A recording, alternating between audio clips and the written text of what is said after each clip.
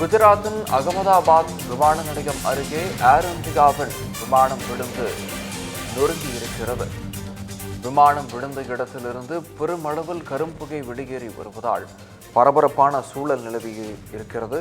இது குறித்த மேலும் விவரங்களை வழங்குவதற்காக இந்த செய்தியாளர் கவியரசன் இணைகிறார்.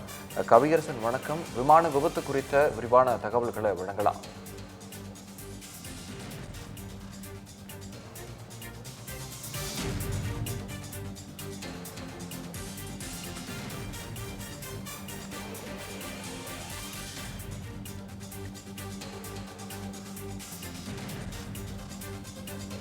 விமானம் விழுந்து நொறுங்கிய இடத்திற்கு தீயணைப்பு வாகனங்கள் சென்று கொண்டிருப்பதாக தெரிவிக்கப்பட்டிருக்கிறது. மேலும் இந்த விமான விபத்து குறித்து தகவல்களை வழங்குவதற்காக இணைகிறார் எமது செய்தியாளர் கவியரசன். கவியரசன், இந்த விமான விபத்து குறித்து விவரங்களை வழங்கலாம். வணக்கம் விக்னேஷ். மிக மிக முக்கியமான செய்தி ஒன்றை பார்த்துட்டு இருக்கிறோம். குஜராத் மாநிலம் அகமதாபாத் விமான நிலையத்திலிருந்து லண்டனுக்கு ஏர் இந்தியாவின் விமானம் ஒன்று புறப்பட்டது. அதுல பேசஞ்சர்ஸ் பிளஸ் க்ரூ மொத்தமாக 133 பேர் இருந்ததாக சொல்றாங்க. அந்த விமானம் புறப்பட்ட சில நிமிடங்களிலேயே அகமதாபாத் புறநகர் பகுதிகளில் கீழே விழுந்து விபத்துக்கு உள்ளாகி இருக்கிறது. கீழே விழுந்ததுனால விமானம் தீ விபத்துக்கு ஆளாகி இருப்பதாக தெரிகிறது. அதன் காரணமாக அந்த பகுதியில் கரும்புகை எழுந்து மொத்தமாக மேலே எழுப்பி செல்லக்கூடிய காட்சிகளை தான் நம்ம பார்த்துட்டு இருக்கிறோம். பொதுவாக இந்த மாதிரி விமானம் புறப்படும் போதும் சரி, இறங்கும் போதும் சரி, ஏடிசின்னு சொல்லுவாங்க, ஏர் டிராஃபிக் கண்ட்ரோல். அந்த டவர் விமான நிலையத்துல இருக்கும். அந்த டவர்ல இருக்கிறவங்க தான் விமானிக்கு கரெக்டான சிக்னலை கொடுப்பாங்க.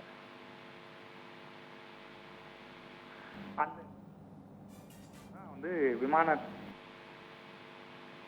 ஒரு சின்ன அப்டேட் வந்திருக்கிறது. தற்போது மொத்தமாக 200 பேருக்கு மேல் 242 பேர் இருந்ததாக சொல்லப்படுகிறது.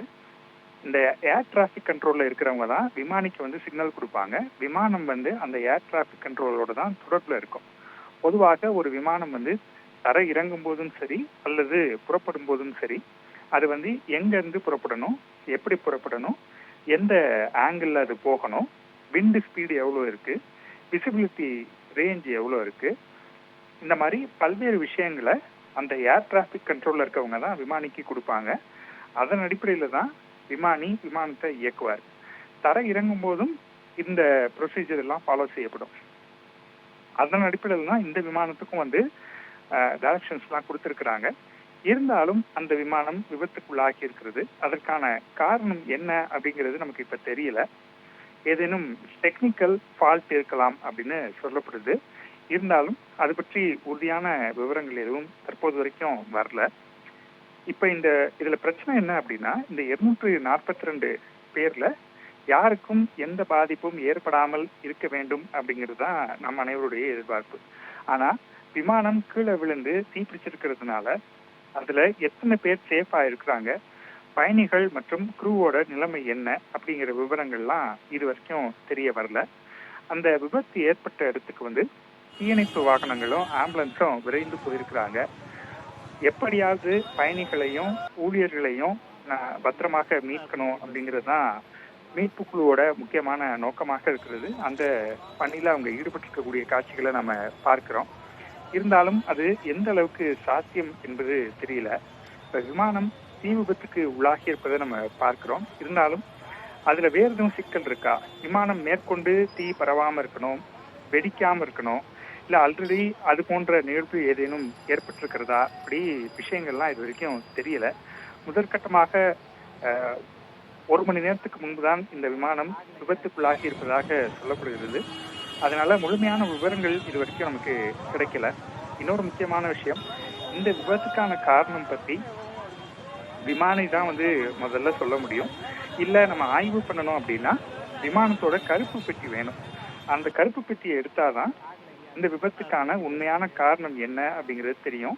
ஏன்னா விமானம் எப்படி செயல்பட்டது, எந்த திசையை நோக்கி பறந்தது, என்ன வேகத்துல போச்சு, அந்த நேரத்துல எவ்வளவு காத்தடிச்சுது, இந்த மாதிரியான பல்வேறு விவரங்கள் கருப்பு பெட்டியில பதிவாகி இருக்கும்.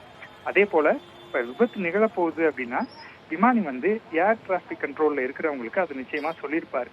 விமானம் கட்டுப்பாட்டை இழந்து விட்டது, அது வந்து விபத்துக்குள்ளாக போகுது அப்படிங்கிறத நிச்சயமாக ஏர் டிராஃபிக் கண்ட்ரோல்ல இருக்கிறவங்களுக்கு விமானி சொல்லியிருப்பாரு. அதே போல இப்ப 2 விமானிகள் இருப்பாங்க, ஒரு விமானி இன்னொரு துணை விமானி இருப்பாங்க, கோ பைலட். அவங்களுக்குள்ளயும் ஏதாவது வந்து இந்த விபத்து தொடர்பாக பேச்சுவார்த்தைகள் நடந்திருக்கும். இது எல்லாமே பிளாக் பாக்ஸ்ல வந்து பதிவாகி இருக்கும். அந்த உரையாடல்களை நம்ம கேட்கும்போது தான் உண்மையிலேயே அந்த நிலைமை அந்த நேரத்தில் எப்படி இருந்தது, விபத்துக்கான உண்மையான காரணம் என்ன, பயணிகளுக்கு என்ன மாதிரியான இன்ஸ்ட்ரக்ஷன்ஸ் கொடுக்கப்பட்டது, இப்படி பல்வேறு விஷயங்கள் வந்து அந்த பிளாக் பாக்ஸ் கிடைச்சாதான் தெரிய வரும். தற்போதைய நிலவரப்படி பயணிகளையும் அந்த க்ரூ மெம்பர்ஸையும் மீட்பதற்கான வேலைகள் நடந்துட்டு இருக்கு விக்னேஷ். விவரங்களை வழங்கியமைக்கு நன்றி கவியரசன்.